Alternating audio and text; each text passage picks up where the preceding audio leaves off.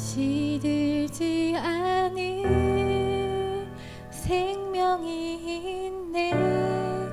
바랄 수 없었던 죄인인 나에게 생명의 주님 자신을 주셨네.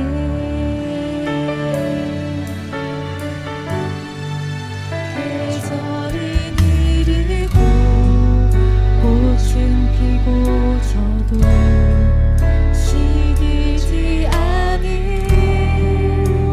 생명이 있네. 바랄 수 없었던 죄인인 나에게 생명의 주님 자신을 주셨네. 나의 삶은 예수의 것이니 내 생명 다해 예수로 살리. 내 모든 것 내 주 예수의 것이니 내 전부 되신 예수로 살리.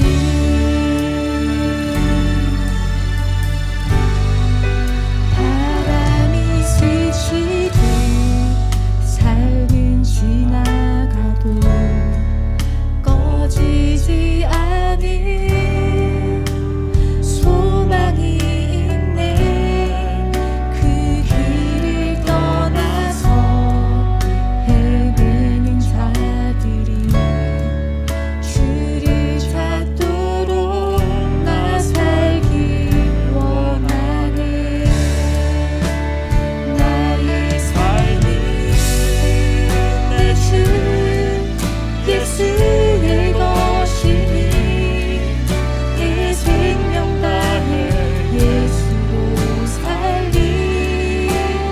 내 모든 것 내 주 예수의 것이니 내 전부 되신 예수로 살리. 그런즉 이제는 나 산 것 아니요 내 안에 주께서 사시는 것이라. 그런즉 이제는 나 산 것 아니요 내 안에 주께서 사시는 것이라.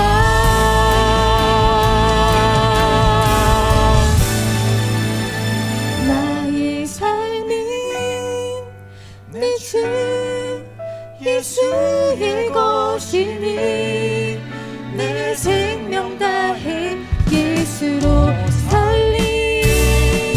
내 모든 것 내 주 예수의 것이니 내 전부 되신 예수로 살리. 나의 삶은 내 주 예수의 것이니 내 생명 다해 예수로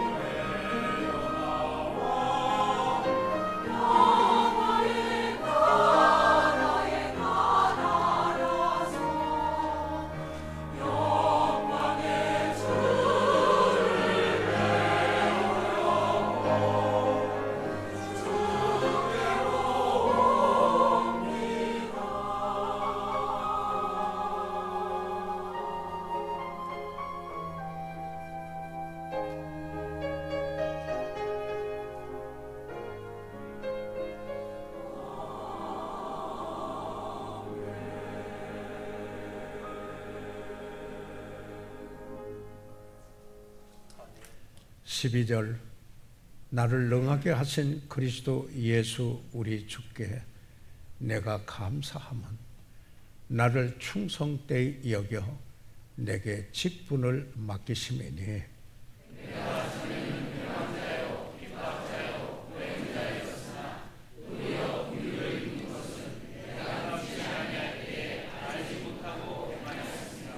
(14절) 우리 주의 은혜가 그리스도 예수 안에 있는 믿음과 사랑과 함께 넘치도록 풍성하였도다.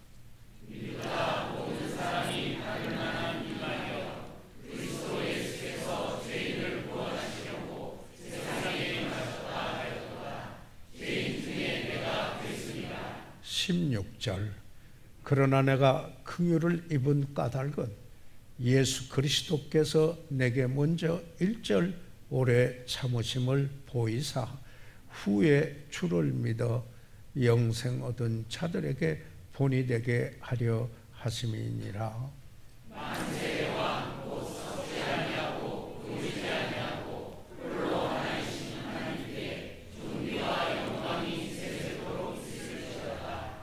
아멘. 살아계신 우리 아버지 하나님, 오늘 주일을 맞이하여 저희들 함께 주의 전에 모였습니다. 오늘 이 예배 중에 주의 임재하심이 뚜렷하게 하여 주시옵고, 또한 오늘 전파되는 그 말씀을 성령께서 조명해 주시고 우리가 믿음으로 화답함으로 말미암아 하나님께서 우리 안에서 역사하는 위대한 역사가 일어나게 해 주시옵소서. 잃어버린 영혼은 주 예수 그리스도를 구주로 믿게 해 주시옵고, 우리 그리스도인들은 이 시간 예배를 통하여 저희들 심령이 새롭게 되고 우리의 삶이 변화돼서 새로운 삶으로 이어지는 복된 시간이 되도록 아버지 인도해 주시옵소서. 아버지 하나님, 하나님의 위로의 하나님, 보혜사 성령, 우리 대언자 되시는 주 예수 그리스도 우리 안에 역사하시어 아버지의 뜻을 이루시옵소서. 예수 그리스도 이름으로 기도했사옵나이다. 아멘. 착석해 주시기 바랍니다.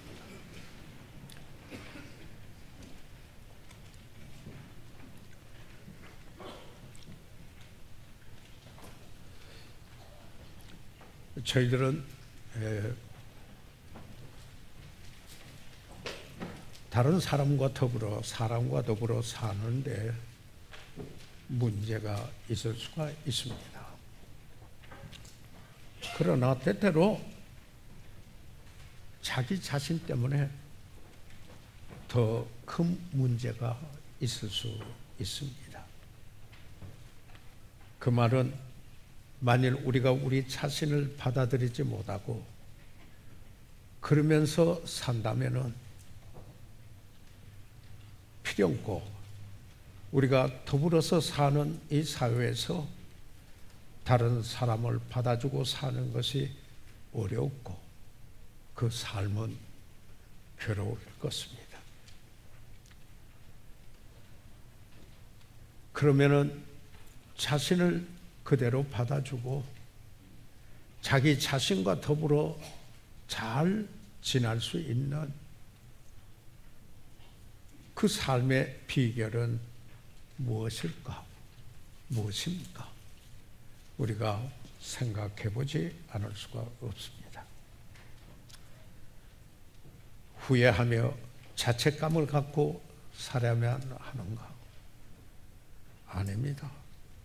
물론 아닙니다. 예수 그리스도를 믿는 그 믿음은 내가 함께 살고 싶은 그분으로 내 자신을 변화시킬 것입니다. 믿음의 생활은 새 삶을 살게 한다라는 말씀입니다. 왜 어떤 사람들은 자기 자신을 용납하지 못하고 어렵게 살아가고 있습니까? 그 몇 가지 이유를 좀 생각을 해 보고자 합니다. 가장 공통적 원인은 후회가 있는 어떤 회한 때문인 것입니다. 우리는 종종 이런 말을 듣습니다. 부모님께서 돌아가시기 전 좀 더 잘 해드렸어야 했는데 라고 하면서 후회를 이야기합니다. 또 어떤 분은 돌이켜보면 직장 동료들에게 내가 더 잘했어야 하는데 라고 생각을 하면서 괴로워하며 삶을 지나는 분도 있습니다. 그런가 하면은 이런 부모들도 있습니다. 그때 아이들에게 내가 그렇게 말하지 않았어야 했는데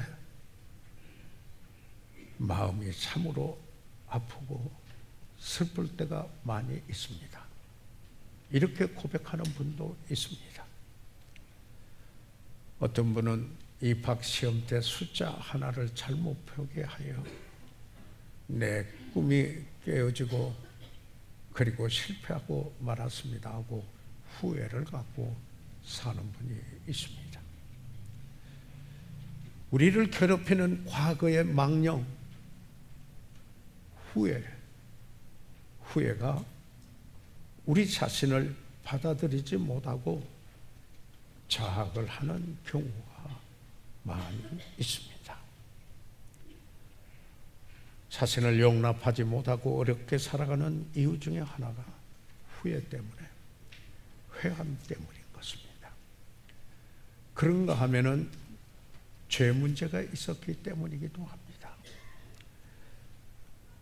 여기에 다윗은 시편 51편에서 이렇게 노래합니다. 내 죄가 항상 내 앞에 있나이다. 고백적인 이 노래를 하며 실제 그가 그 죄로 인하여 괴로웠음을 말씀하고 있습니다. 사실 얼마나 많은 사람들이 그들의 일기장에 한 어두운 면을 기록해 두지 않았는가, 그런 분이 많지 않은가, 이런 생각을 해보게 됩니다.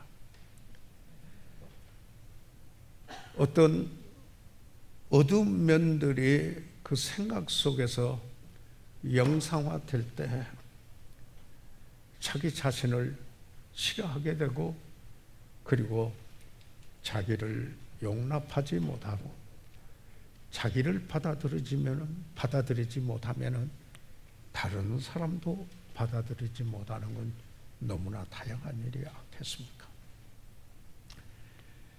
이처럼 죄 때문일 뿐만 아니라 내가 내 자신을 받아들이지 못하고 용납하지 못하고 괴로워하면서 사는 그 이유 중에 또 하나, 세 번째는 내가 기회를 상실했다 라는 이 자학 때문인 것입니다.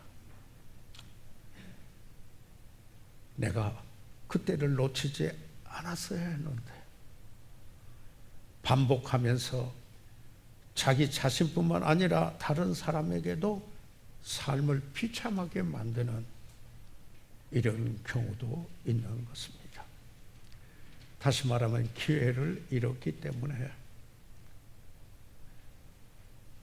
생애에 꿈이 이루어지지 않았다라고 생각하기 때문에 여기에 자신을 받아들이지 못하는 것입니다.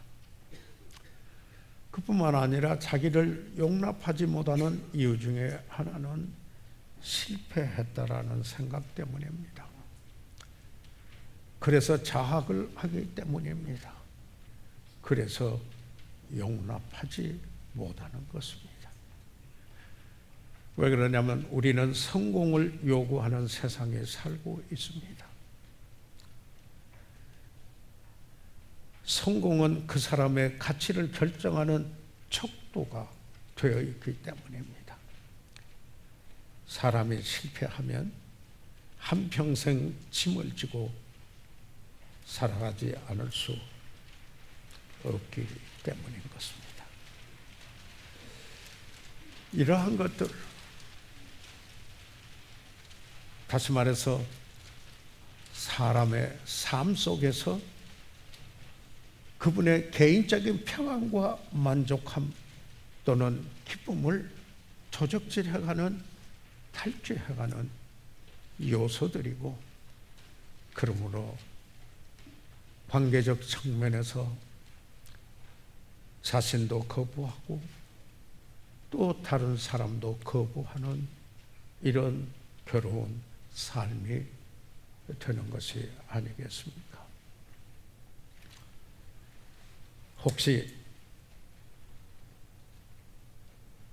후회하는 일이 있습니까? 사랑하는 사람 때문에 혹시 의당하여서 할 것을 하지 못했다는 후회감에 혹시 사로잡힙니까? 혹시 과거의 죄가 괴롭히고 있습니까? 지난날 기회를 잃은 것 때문에 혹시 울고 있습니까? 만일 그때 그랬다면 내 인생이 달랐을 것이라고 생각하면서 자학에 빠지고 있습니까? 혹시 그런 일들로 인하여서 낙심의 늪 속에 혹시 들어가 있지 않습니까? 저는 오늘 사랑하는 여러분과 함께 사도 바울이 그의 사랑하는 믿음의 아들 디모데에게 보낸 편지, 여기에서 바울의 고백을 저희들이 생각하면서 우리의 삶에 교훈을 얻고자 하는 것입니다.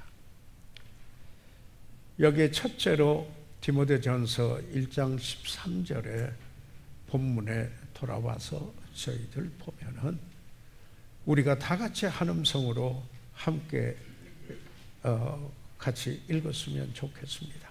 시작. 내가 전에는 회방자요 핍박자요 보행자였으나 도리어 긍휼을 입은 것은 내가 믿지 아니할 때에 알지 못하고 행하였습니다. 여기에 아마도 그의 과거를 후회하고 살아야 할 사람이 있었다면 아마 그가 사도 바울이었을 것입니다. 그는 지금 사랑하는 믿음의 아들 디모데에게 보내는 편지에서 이렇게 말합니다. 내가 전에는 회방자라, 하나님을 모독하였고 그리스도의 신성을 부인하였고,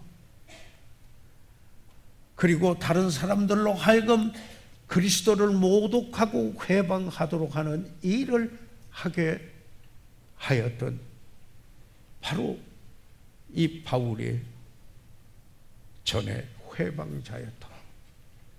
사랑하는 믿음의 아들에게 고백을 하고 있고, 그 말씀이 하나님의 말씀으로 기록되어서 우리들에게 말씀해주고 있는 것입니다.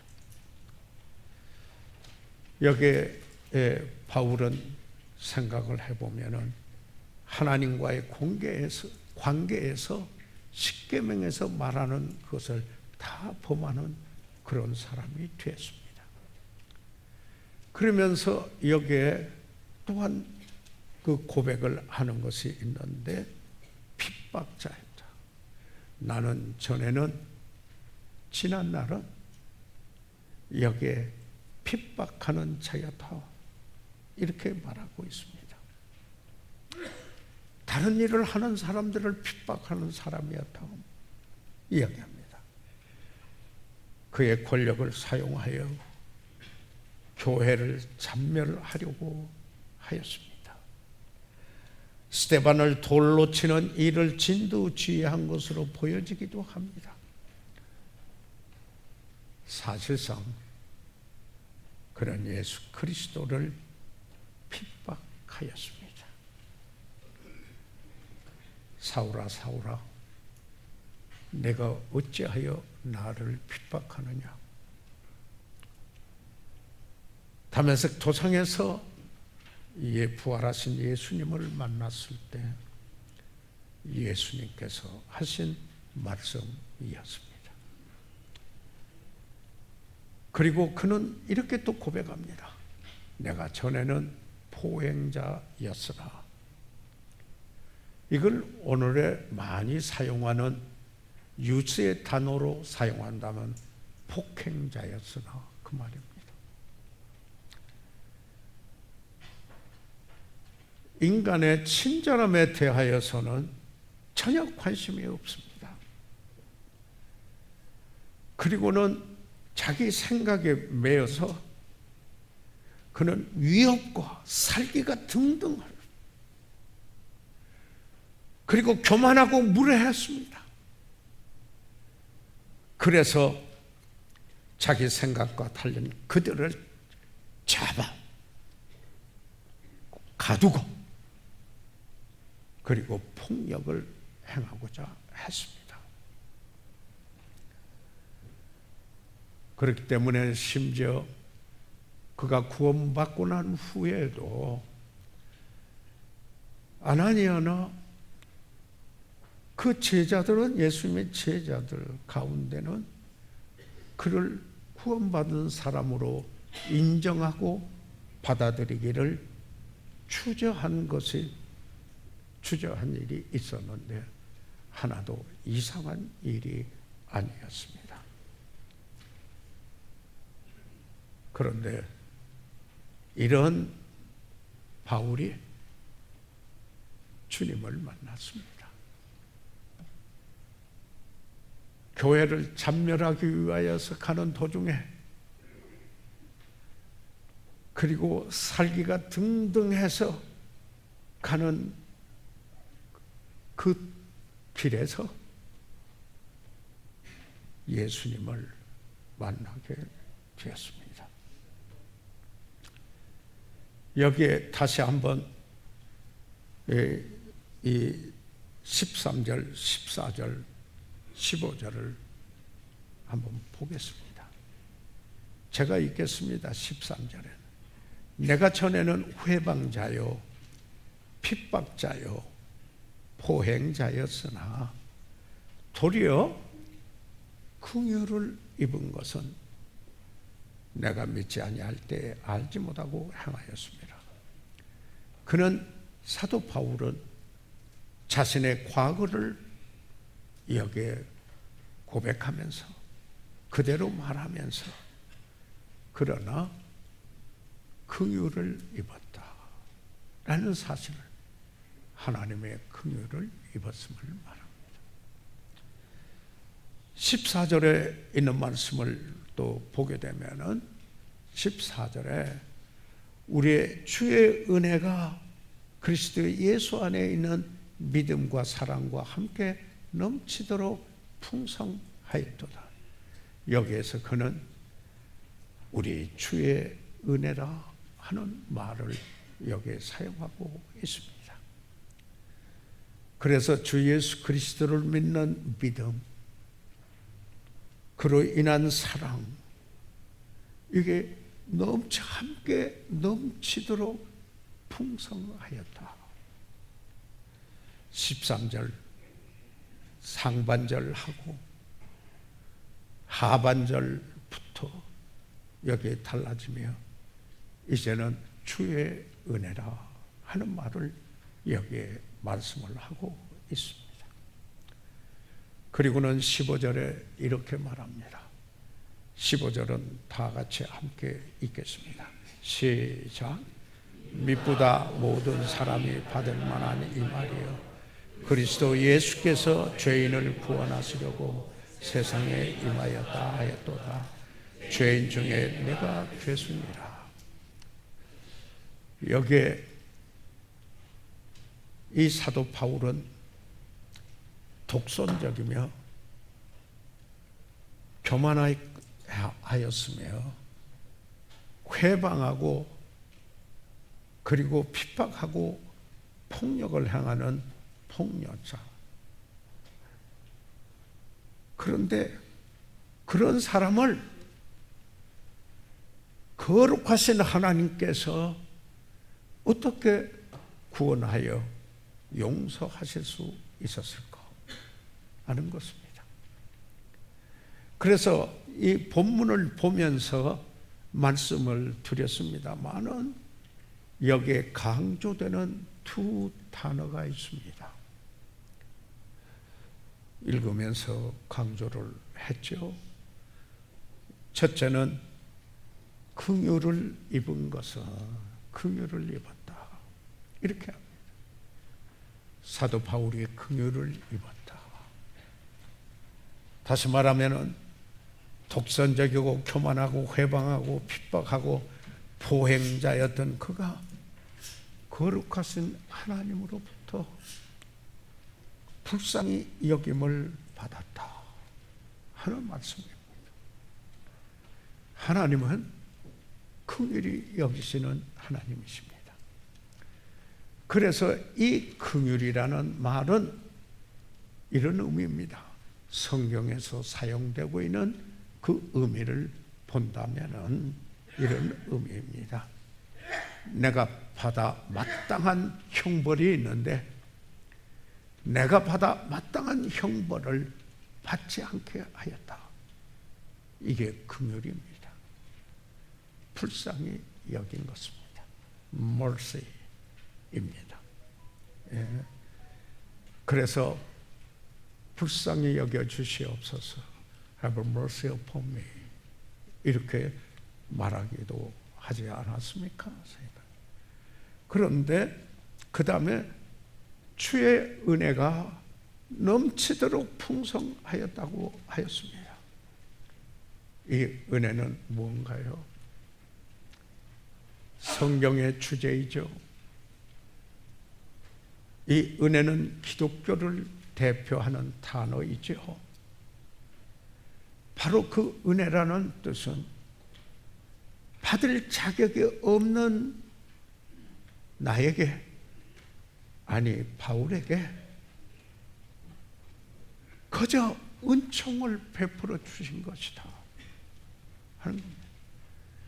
긍휼은 내가 받아야 할 것을 받지 않게 한 것이라면, 은혜는 내가 받을 자격도 없는데 나에게 베풀어 주신 은총이라. 그런데 넘치도록 풍성하였다. 이렇게 말씀하고 있는 것입니다. 사랑하는 성도 여러분, 바울이 그처럼 지난날 엄청나게 여기에 정죄되어야 마땅한 그였지만은 하나님이 긍휼히 여기셔서 긍휼함을 입었고 하나님의 은혜가 풍성히 넘쳐서 넘치도록 풍성하여서 그가 저주돼 마땅하고 심판받아 마땅하고 그러니까 죄사함 받을 아무런 자격이 없음에도 불구하고 용서해 주신 것, 바로 이것은 긍휼하심과 은혜 때문인 것이었습니다. 사실 성경에 보게 되면은 인간의 죄가 더해지면은 하나님의 은혜가 더해졌다. 죄를 지어도 좋다 그런 말씀이 아닙니다. 여기에 로마서 5장 20절에 보면은 로마에 있는 이들에게 사도 바울이 쓴 그 서신 속에 율법이 가입한 것은 범죄를 더하게 하려 함이라. 그러나 죄가 더한 곳에 은혜가 더욱 넘쳤나니 그랬습니다. 여러분, 율법은 우리가 죄가 있음을 깨닫게 하고, 그리고 죄가 셈이 죄되게 하는 것이 율법인 것입니다. 율법이 더해져 갑니다. 그러나 그곳에, 여기 하나님의 말씀에 은혜가 더욱 넘쳤다. 죄가 더한 곳에 은혜가 넘쳤다. 이렇게 말씀하고 있는 것입니다. 이처럼 긍휼이 있고 은혜가 넘친 것은 하나님이 사랑으로 한 행동입니다. 하나님의 사랑의 표현입니다. 그래서 그 하나님의 사랑은 불쌍히 여기고 긍휼히 여기시고 은혜를 베풀어서 흉악한 죄인이 죄사함 받고 용서받아 새 사람 되게 하는 것입니다. 그래서 요한복음 3장 16절에 하나님이 세상을 이처럼 사랑하사 독생자를 주셨으니 이는 저를 믿는 자마다 멸망치 않고 영생을 얻게 하려 하심이니라. 사도 바울은 에베소에 있는 성도들에게 편지하는 중에 그는 3년 동안 밤낮 눈물로 섬기고 말씀을 전했던 그들에게 여기에 편지를 보낸 것입니다. 에베소서 2장에서 4절에서 6절까지 보겠습니다. 여기에서 제일 먼저 뭘 말합니까? 긍휼에 풍성하신 하나님이 우리를 사랑하신 그 큰 사랑 인하여 그 사랑 때문에 허물로 죽은 우리를 그리스도와 함께 살리셨고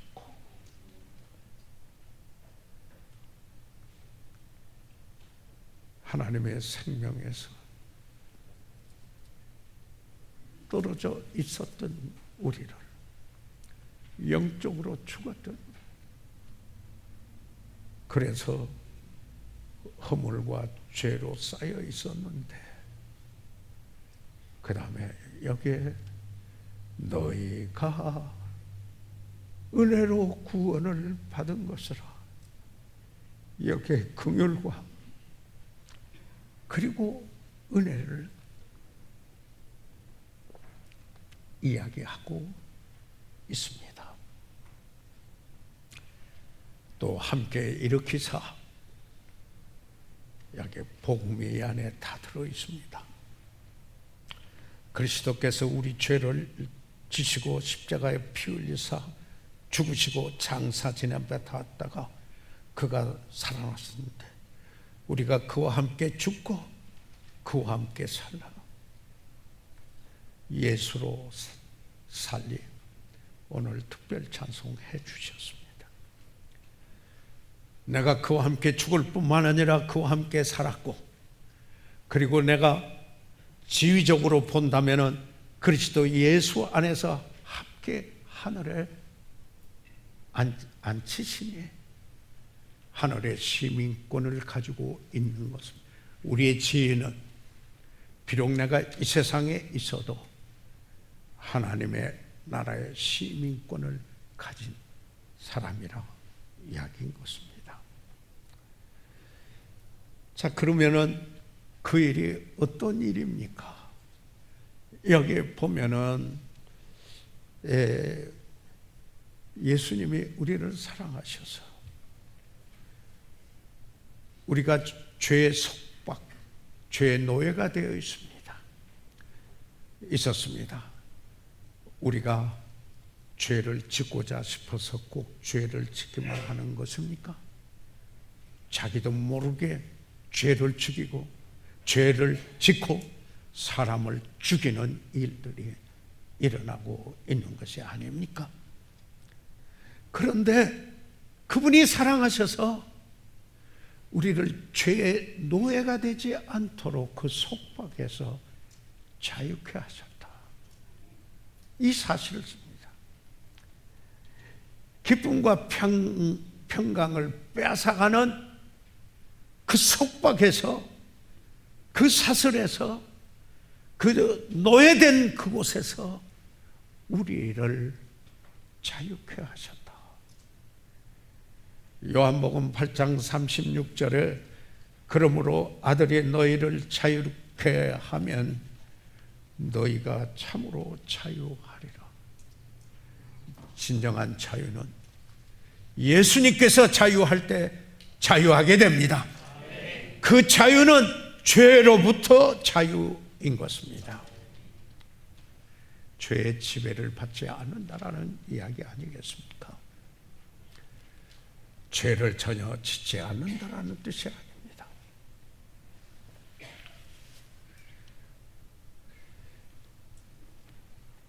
과거가 현재를 지배함으로 미래를 어둡게 만듭니다. 만약에 사도 바울이 이 과거의 지배를 받았다면 그의 미래는 어떻게 되었겠습니까? 많은 사람들이 어제의 후회와 내일의 두려움, 어떤 분은 이것은 두 강도 사이에 십자가에 못 박혀 있는 것이라고 했습니다. 이로 인하여 오늘의 축복을 누리지 못하고 있다라는 사실인 것입니다. 그러므로 어떻게 해야 됩니까? 주 예수 그리스도에게 모든 것을 넘겨드려야 합니다. 우리 자신까지 주님께 드려두고 의뢰하여야 합니다. 모든 죄, 모든 실수, 모든 어리석은 행동까지 다 그분께 내려놓고 맡기시는 것입니다. 여기에 바울이 내가 전에 했던 그 일을 여기에 믿음의 아들 디모데에게 보낸 편지 속에서 드러나고 하나님의 말씀으로 기록되어 다 드러나는 그가 그러나 주님께 내려놓았습니다. 주께서 이 모든 것을 그러면은 완전히 씻어주십니다. 우리가 히브리서 10장을 읽어보게 되면은 우리 구속함을 단번에 영원한 속죄를 받게 된 일들을 여기에 기록하고 있습니다. 그런 중에 여기 히브리서 10장 17절에 있는 말씀이 정말 우리에게 새겨져 있어야 될 귀한 말씀입니다. 히브리서 10장 17절은 우리 다 같이 한번 소리내서 읽어보시겠습니다. 시작.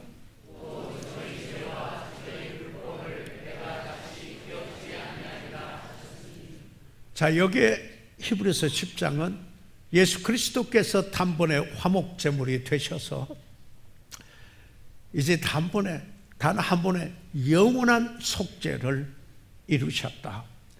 그런데 그 말씀 중에 여기에 저희 죄와 저희 불법을 이렇게 말할 수 있죠. 저의 개인적으로 죄와 저의 불법을, 우리 모든 사람의 죄와 그 불법을 그가 예수 그리스도의 그 보혈로서 속죄함을 받아 단번에 영원히 속죄함을 입은 그에게 하시는 말씀이에요. 저희 죄와 저희 불법을 내가 다시 기억지 아니하리라.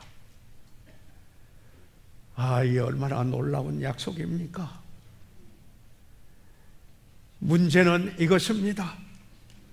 하나님께서 잊으신 것은 우리가 기억하고,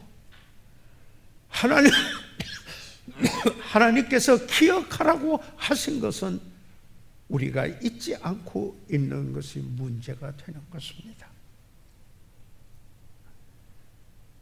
사랑하는 성도 여러분, 지난날 과거가 어떠했든지 간에 여기에 바울보다 더 심했겠습니까? 그대로 내려놓으시고, 하나님이 긍휼히 여기시고 하나님이 은혜를 베푸시는데, 바로 이것은 하나님의 사랑 때문이라고 하는 이 사실인 것입니다. 그러므로 우리는 지난날의 부끄러운 것, 과거의 어떤 일들로 자학하며 괴로워하며 살아갈 이유가 없습니다. 주님을 만났으면 내 죄를 단번에 영원히 십자가의 피로서 속죄해 주시고, 그리고 사흘 만에 성경대로 살아나신 그분을 구주로 믿고 그와 함께 죽고 그와 함께 살았으면은 지난날 잊고 이제는 그리스도를 바라보면서 새 삶을 살아가야 하는 것이 아니겠습니까? 여기에 과거를 잊어야 할 사람이 있다면 바울이에요. 바울이에요. 교만한 바리새인이었어요. 좋은 사람을 핍박했어요. 살인자이기도 했어요.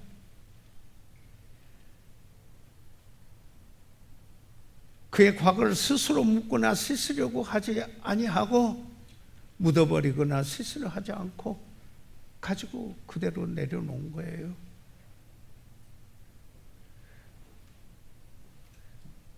그의 지난날 모든 것을 주님께 내려놓았습니다. 오히려 그리고 하나님의 영광을 위하여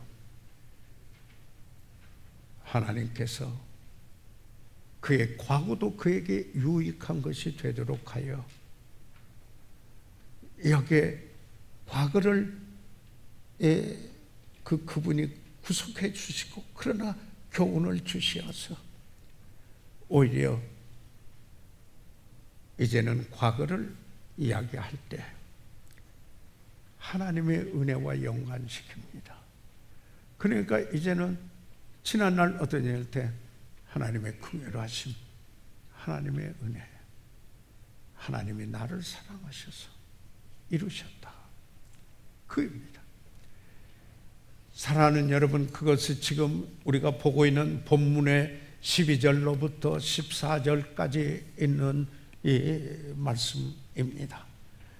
그래서 사도 바울을 능하게 하셔서 주께 감사하고, 그리고 주님께서 그에게 직분을 맡기셨고, 그리고 긍휼을 입었고 주의 은혜가 그에게 풍성하였다, 이렇게 이야기를 하고 있는 것입니다. 그래서 이렇게 고백을 합니다. 고린도서 5장 17절에 우리 모두가 잘 알고 있는 성경 구절, 여기에 다 같이 한음성으로 읽어보도록 하겠습니다. 시작. 그런즉 누구든지 그리스도 안에 있으면 새로운 피조물이라, 이전 것은 지나갔으니 보라 새 것이 되었도다. 사랑하는 여러분, 그리스도 안에 여러분이 있으면 아멘 하십시오. 그러면은 이전 것은 어떻게 됐습니까? 보라, 이제 무엇이 됐어요? 새로운 피조물이 됐습니다. 그래서요, 바울은 이 빌립보에 있는 성도들에게 보낸 편지에서 이렇게 3장 13절과 14절에 이렇게 말합니다. 형제들아, 나는 아직 내가 잡은 줄로 여기지 아니하고 이것은 온전히 그 표대 주의 형상을 다 닮은 것을 말합니다. 오직 한 일, 즉 그러나 뒤에 있는 것은 잊어버리고 그 앞에 있는 것을 잡으려고 주님 닮아, 예수 닮아, 주님 같은 형상으로 닮아진 그것을 잡으려고, 그걸 향하여 그게 표대가 됐습니다.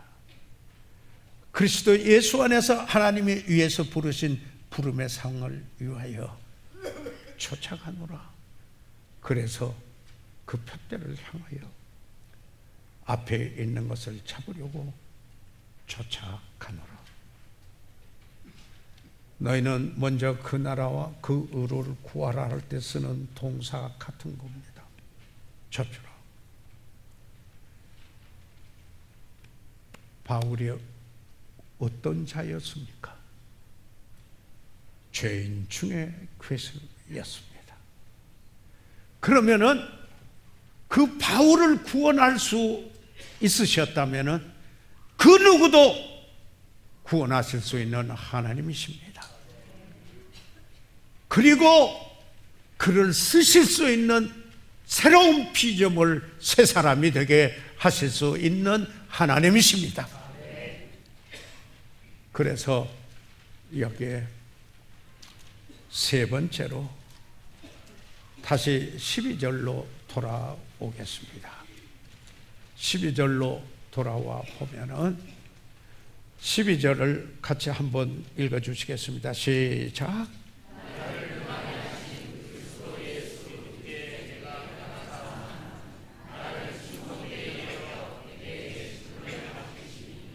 자, 이제 사도 바울을 능하게 하셨어요.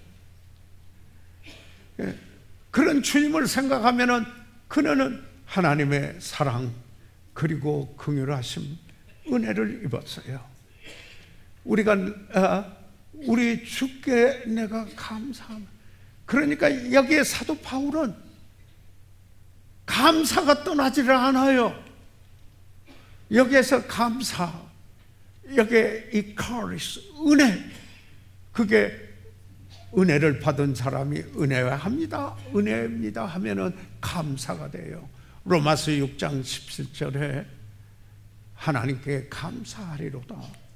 이 카리스, 은혜, 하나님의 은혜로다 하는 말입니다.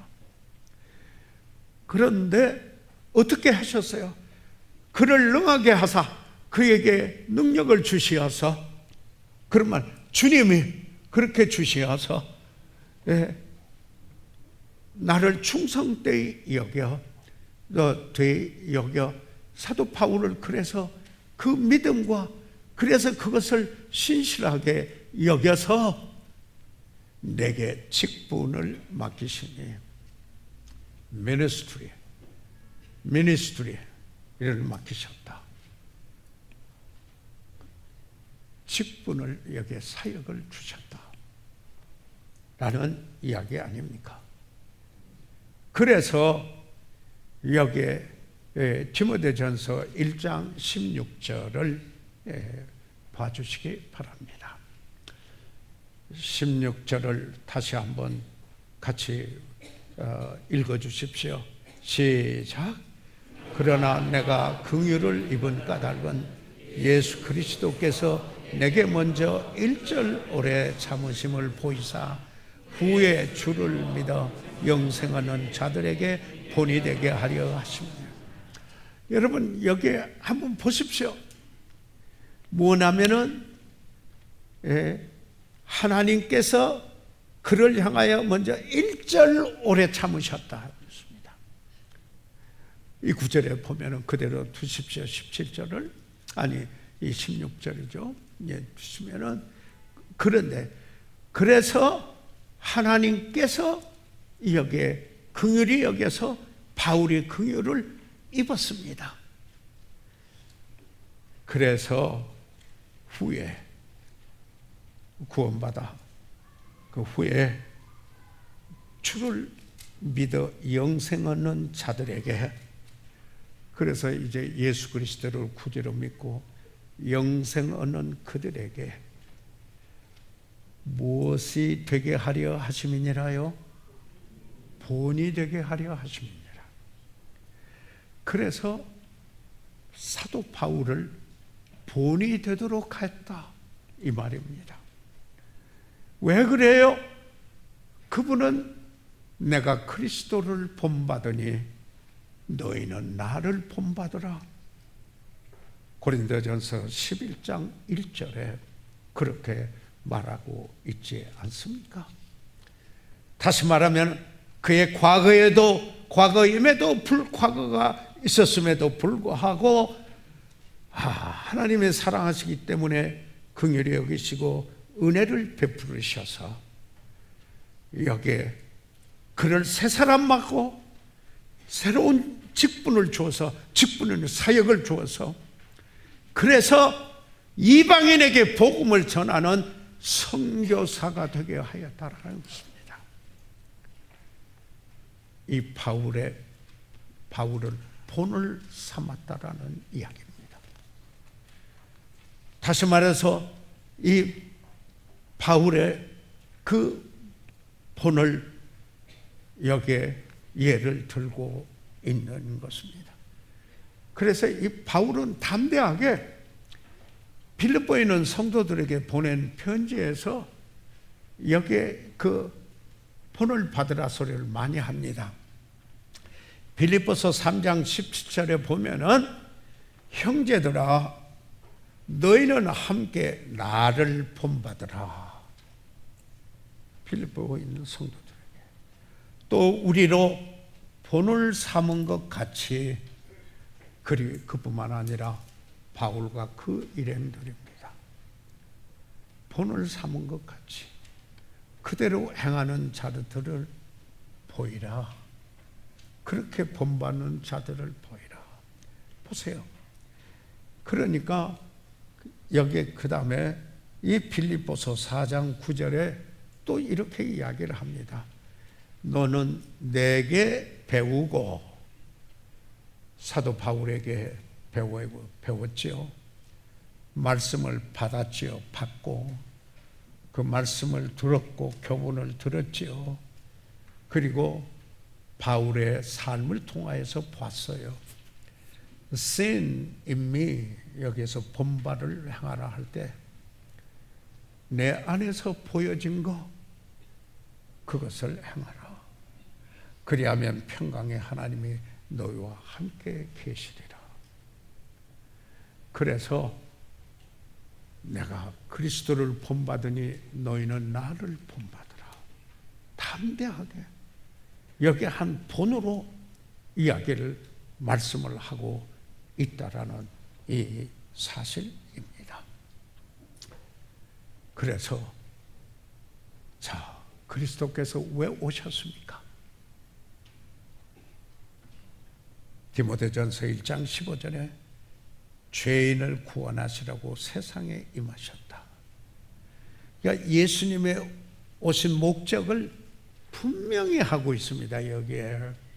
그런데 저희들 한 번 더 생각해 보고 싶은 제가 좋아하는 말씀이 있고 이 목사 안수 예배 때 꼭 이 본문을 가지고 말씀하기도 합니다만은 이 사도행전 20장 24절입니다. 이것은 에베소에 있는 목회자들을 불러서 고별 설교라는 멜로디 섬에서 이제 예루살렘에 가면은 붙들릴 것을 알고 여기에 그 목회자들에게 고별 설교를 하는 중에 이렇게 말합니다. 이거 한번 같이 읽어보시면 너무 좋겠습니다. 시작.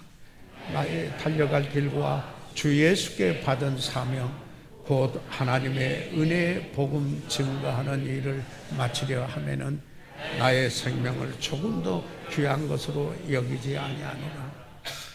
여기에서 이 사도 바울은 달려갈 길을 마쳤어.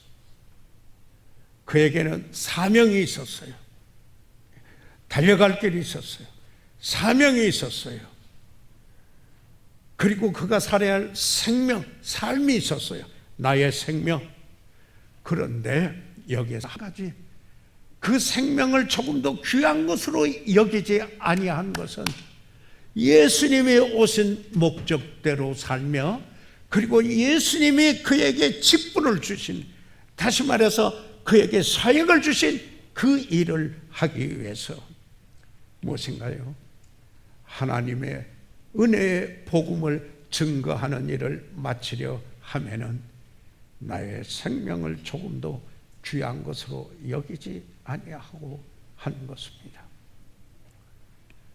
그는 복음 전하다가 루스트라에서 돌에 맞았고, 빌립보에서는 매를 맞고 착고에 채이기도 하였습니다.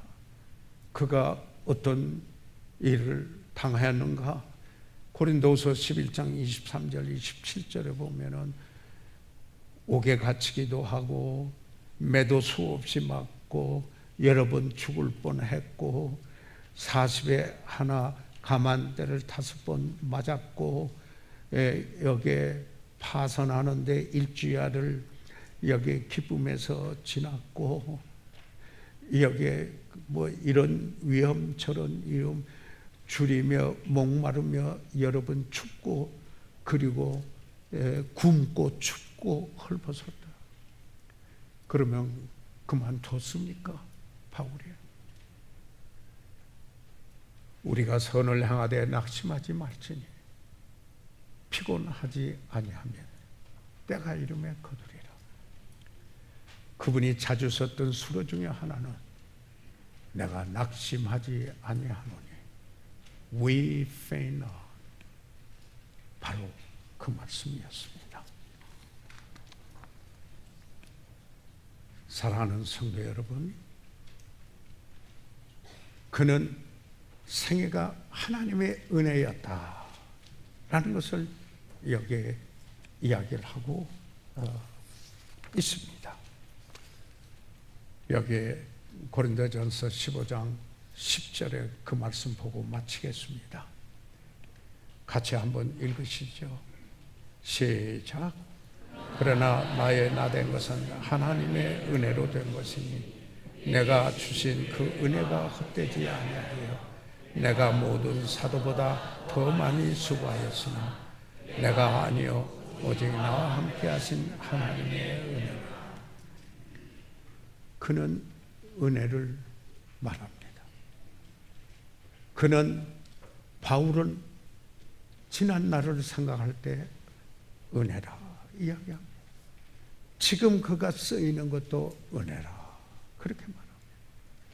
그런 그리스도의 은혜로 자라가기를 원해요. 주님을 아름답게 아름다운 주님을 닮아가기 원했습니다. 주님 만나면 새로운 삶이 됩니다. 새로운 피조물. 이전 것은 지나갔으니 보라 새 것이 되었도다. 우리 시간 다 같이 일어나셔서 머리 숙이시겠습니다.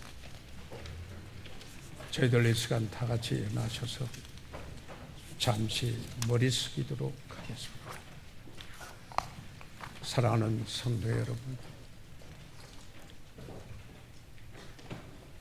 이 주 예수 그리스도를 인격적으로 만나지 않았습니까? 개인의 구주로 영접하시지 않았습니까?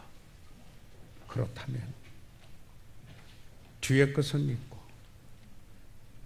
앞을 향하여 달려가기를 쉬지 말아야 하지 않겠습니까? 하나님의 은혜입니다.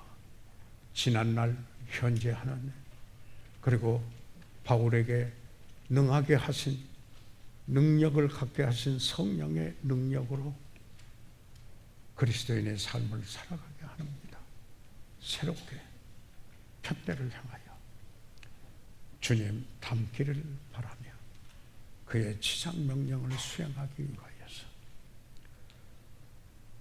목사님 그렇게 그런 삶을 살아오려고 지금 해왔지만 새롭게 오늘 그렇게 헌신하여 함께 기도하고 심령이 새로워지고 내 삶에 지속된 새 삶이 이어지기를 바랍니다. 그래서 목사님 함께 기도하겠습니다. 손을 들어 표해 주시기 바랍니다. 아멘. 감사합니다. 하나님께서 여러분을 축복해 주시기를 바랍니다. 그러나 오직 혹시 아직 우리 가운데 예수 그리스도를 구주로 영접지 못하신 분이 혹시 있습니까? 그러시다면 손을 들어 표하시면 위에서 기도해 드리고 그리고